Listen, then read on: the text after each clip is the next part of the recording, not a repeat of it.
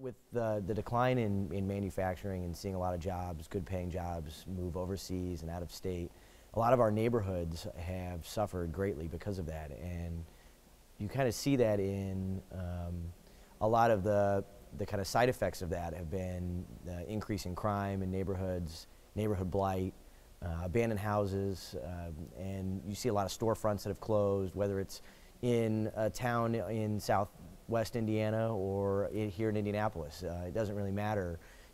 You're seeing those impacts, and it has a lot of negative impact on the quality of life and residents in a community.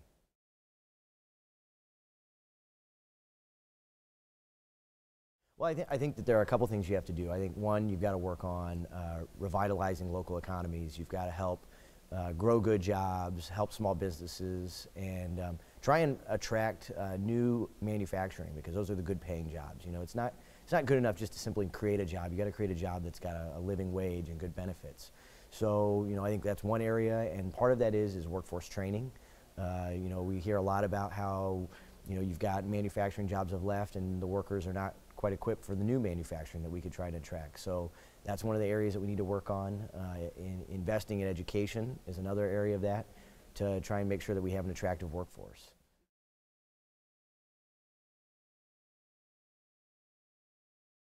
Well, you know, the abandoned housing crisis that we've got, not only here in Indianapolis, but in cities like Fort Wayne and Evansville and South Bend, but you also hear it from small town mayors and rural communities where, you know, people have moved and, you know, from the brain drain they've left, and there's just abandoned property everywhere. And what it creates is, it creates a hot spot for crime, for arson and fires, which further reduces city service budgets.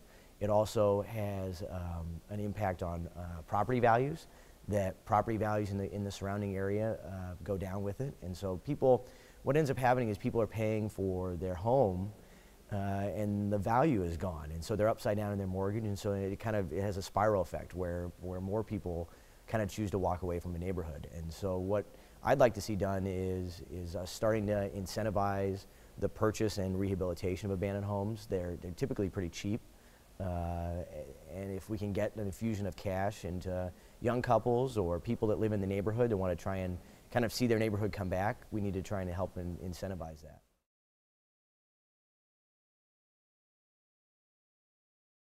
I think that there's two different tracks. I think there's the homes that are beyond repair or in communities that, you know, maybe we need to eliminate, you know, certain properties to try and build pocket parks or community gardens, or help people expand their lot so that they, you know, have a little bit more property to their home.